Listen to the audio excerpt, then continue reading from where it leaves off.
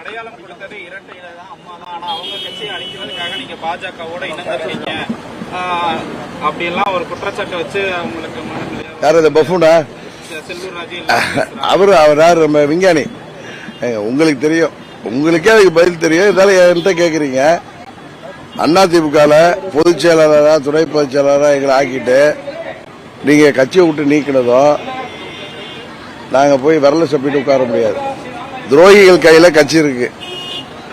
என்ன இன்றைக்கு டிடிவி அம்மா மக்கள் முன்னேற்ற கழகம் தொடங்கிய காரணத்தினால்தான் உண்மையான அம்மாவின் தொண்டர்களுக்கு அம்மாவுடைய கட்சியை தலைவர் கட்சியை மீட்டெடுப்பதற்கு ஒரு ஜனநாயக ஆயுதமா அம்மா மக்கள் முன்னேற்ற கழகம் இருக்கு.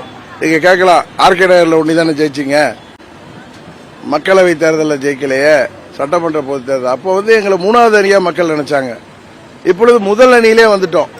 இப்ப பாருங்க, அவங்க எல்லாம் சொல்றாங்கல்ல, இது சில பேர் ஏதோ பேசுறதுல ஒரே வரல பதில் சொல்றேன். நாய் என்னைக்கு சிங்கமாகாது. என்ன நீங்க நாய் வேணா ஓனாய மாறும், சிங்கமாகாது. அது போல அவங்க வீட்டு நான் பார்க்கல, நீங்க போட்டதுல கேப்ஷன் பார்த்தேன், வீட்டுக்கு காவலாளியா இருந்தோம். எங்க வீட்டுக்கு காவலாளி எங்க வீட்டில் என்ன இருக்காங்க, அவங்க எல்லாம் நன்றியோடு இருப்பாங்க. இவங்க எல்லாம் நன்றி இல்லாதவர்கள், துரோக சிந்தனை உள்ளவர்கள். அதனாலதான் இன்றைக்கு இரட்டை இலை பலவீனமாகிட்டு இருக்கு. நானும் சகோதரர் பன்னீர்செல்வமும் இணைந்திருப்பது துரோகிகள் கையில அபகரித்து வைத்திருப்பவர்கள் கையில இருக்கிற இரட்டை இலையை மீட்டெடுப்பதற்காக. அதை திசை திருப்புற மாதிரி இந்த திருடிட்டு ஓடுறவங்க திருட ஓடுறான்னு சொல்ற மாதிரி அவங்க அதிமுக தான் எங்களுக்கு கொடுத்ததெல்லாம் உண்மை. நீங்க எங்களுக்கு அதிமுக இருக்கக்கூடாதுன்னு நீங்க தப்பு பண்றதுக்கும் ஊழல் பண்றதுக்கும் துரோகம் பண்றதுக்கும் தட்டி கேட்போங்கிறதுக்கு தானே எங்களை வெளியேற்றுறீங்க.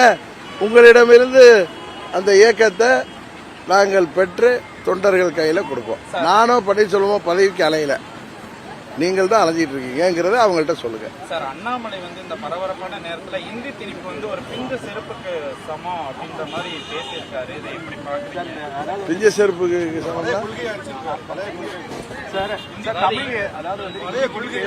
இல்லங்க, அண்ணாமலை நான் கூட்டணியில் இருக்கேங்கிறதுக்காக சொல்லல.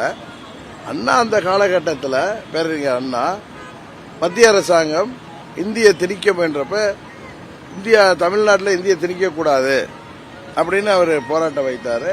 67 மக்கள் காங்கிரஸ் காமராஜருக்கு எதிராக திரண்டு ஆட்சியை கொடுத்தாங்க. 67 இன்னைக்கு கிட்டத்தட்ட 50 ஆண்டு ஆகுது. இன்னைக்கு அது ஒரு பிரச்சனையே இல்லையே. அதே நேரத்தில் இன்னொன்று சொல்றேன், ரீசெண்டா ஒரு சர்வே பார்த்தேன், தாய்மொழி கல்வி படிக்கிற மாணவர்கள் தமிழ்நாட்டில் 9% தான். இதே குஜராத்தில் 70%. வேணா உங்களுக்கு அந்த ரிப்போர்ட் அனுப்புறேன். தாய்மொழி கல்வி இல்ல தாய்மொழி தமிழ்ல படிக்கிற ஸ்கூல்ல படிக்கிறவங்க 9% குறைஞ்சிருக்காங்க. அதை பத்தி நீங்க யோசிங்க.